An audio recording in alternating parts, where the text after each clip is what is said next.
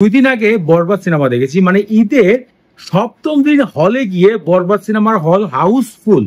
দরদ সিনেমা দেখার সময় আমি অনলাইনে টিকিট পাইনি, 2 দিন পরে টিকিট পাই 2টা এবং হল পুরো বুকিং। আমি যাই এত চিন্তা করছি, আরে কোন একটা খারাপ সিট পেয়েছি, কিনারে বসে দেখবো শাকিব খানের সিনেমা, আপনার সাথে আলোচনা করব। হলে গিয়ে দেখেছিলাম কি পুরা হল ভাই ফাঁকা, 4-5টা মানুষ বা 10-12টা মানুষ বসে আছে, সিট ফাঁকা। পরে ভিআইপি তে বসে সিনেমা দেখে এসে পড়েছি। কিন্তু এবার আমি কিন্তু ওই ধারণা নিয়ে গেছি যে 7 দিনের বেলায় ভাই এতগুলো সিট বুকিং, এটা কি সম্ভব? তো এন্ট্রি করলাম, এন্ট্রি করার পরে আমি দেখলাম ভাই মানে হয়তো 2টা সিট ফাঁকা গেছে, আসতে পারে নাই, পুরো হল ভরা মানুষ।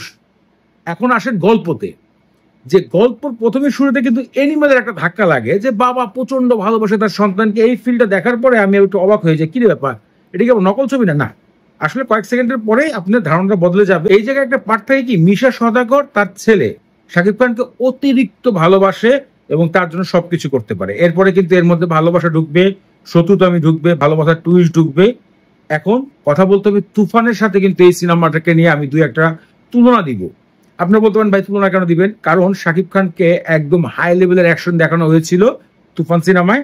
এখন তুফান সিনেমার সাথে যদি বরবাদ সিনেমার অ্যাকশন লেভেল তুলনা দেন, তাহলে কি হবে জানেন? 2 গুণ স্পিড অ্যাকশন হয়, 2 গুণ স্পিড অ্যাকশন হয়। তুফানে যদি শাকিব খান 10 বার হিট করে 1 মিনিটে, আর এই বরবাদ সিনেমায় 10 মিনিটে 20 বার হিট করতেছে। এরকম দুর্দান্ত অ্যাকশন, মানে আপনি প্রতি সেকেন্ড মনে হবে যে আপনি একটা হলিউড বলিউডের সিনেমা দেখতেছেন ভাই, দুমদাম অ্যাকশন হচ্ছে। এরপরে আসেন গল্প। গল্পের ভিতরে ভাই তেমন কিছুই নাই। কমার্শিয়াল সিনেমায় যেসব গল্প হয়ে থাকে, লাভ স্টোরি, একটু হিট দেওয়া, একটু মিস্টিরিয়াস দিয়ে দিবে, একটু ঘুরিয়ে দিবে, ঘটনা কি হলো পরে একটা কাহিনী দেখাবে, এরকম একটা গল্প দিয়ে দিছে। কিন্তু ভাই শাকিব খানকে প্রতিটা মুহূর্তে এমন লাগছে যে আমি বলিউডের নায়ক দেখতেছি, পুরো মাথা নষ্ট। ঠিক আছে, আপনি মনে করবেন যে এটা কি দেখতেছি, একটা কথাই বলবেন। এরপরে আরেকটা বিষয় আমার কাছে মানে আরো বেশি হিট লাগছে, সেটা হচ্ছে নিঃশ্বাস যে গানটা। এই গানটা কিন্তু মানে আমার কাছে খুব ভালো লেগেছে। প্রথম কথা, এই গানটাকে তারা কি করছে, যখনই শাকিব খান লাস্ট অ্যাকশন মুডে চলে যায় তখনই গানটা বেজে ওঠে। যখনই অ্যাকশন মুডে চলে যায় তখনই এই গানটা বেজে ওঠে। আর মনে করেন ভাই এই অ্যাকশন গুলোকে একদিকে মনে করেন ইমোশনাল করতেছে, আরেকদিকে হিট উঠাইতেছে। চিন্তা করেন মেহেদী হাসান হৃদয় কিরকম একটা খেলা দেখাইছে। লাস্ট মুহূর্তে তো মনে করেন শাকিব খান পুরো সিনেমা চেঞ্জ করে দিছে, আর শেষে বরবাদের ফিনিশিংটা যেটা হয় অসাম, বলতে চাই না অসাম।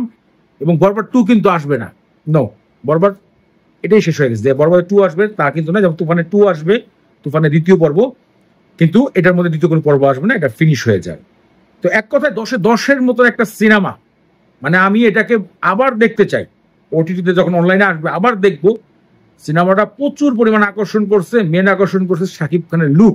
আরেকটা বিষয় দেখলাম যে গণমাধ্যমে অনেক জায়গায় কথা হলো যে শাকিব খানের যে মেকআপ আর্টিস্ট, সেটা এনিমেলের রণবীর কাপুরকে যে মেকআপ করিয়েছে লাস্ট টাইম সালমান খানের সিনেমা সেকেন্দার, এই সিনেমায় মেকআপ আর্টিস্ট একজনই।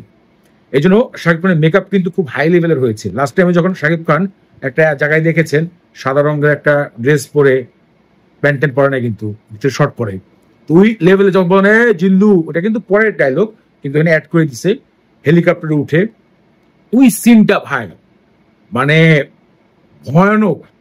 আমি বলবো নেক্সট টাইম শাকিব খানকে ভিলেনের চরিত্রে অভিনয় করা উচিত। হ্যাঁ, নেগেটিভ ক্যারেক্টারে শাকিব খানকে অভিনয় করা উচিত, ভিলেন না তো, নেগেটিভ ক্যারেক্টার। মানে এতটা গভীরে চলে গেছে, আমি শুধু তাকায় আছি বাইরে, ভাই এটা বাংলাদেশের নায়ক, কিভাবে সম্ভব? মানে এখন যদি চাপাবাজি বলবেন না ভাই, আমি তো শাকিব খানের অত বড় ফ্যান না, বাট একটা কথা বলতে হয় ভাই, দাঁড়া করাইলে শাকিব খানের পাশে সালমান খান শাহরুখ খানের খাওয়া আইতেছে না, মানে একমাত্র রণবীর কাপুর বা ববি দেওয়ালকে লাস্ট টাইম এনিমেল দেখা গেছে না, ওই রকম একটা ফিল আসতেছে। তো আমার কাছে একটা ফাটাফাটি সিনেমা ছিল বরবাদ। যদিও গল্পকে নিয়ে অনেক কথা হচ্ছে যে ভাই গল্প তো ওই রকম ইন্টারেস্ট না ভাই, কমার্শিয়াল ফিল্মে আপনি কখনো গল্প খুঁজে পাবেন না। পাঠানে গল্প পাইছেন কোনো? পাইছেন না। তো ওই রকমই বিষয় ভাই, যে এরকম গল্প থাকে। টাইগারের গল্প কি, মিশন করতেছে, এই করতেছে, ঠিক না? তো কমার্শিয়াল ফিল্মগুলোতে এরকম থাকে না, জাস্ট ভালোবাসা, অ্যাকশন, শেষ। তো এরকম একটা দুর্দান্ত সিনেমা দেখে আসলাম বরবাদ। যারা এখনো দেখেন নাই ভাই তারা তো মিস করছেন, আর দেখছেন যারা ভাই আমার কথার সাথে একটা কমেন্ট করে যাবেন। তো আজকে এনে বিদায় জানাই, টাটা, বাই বাই।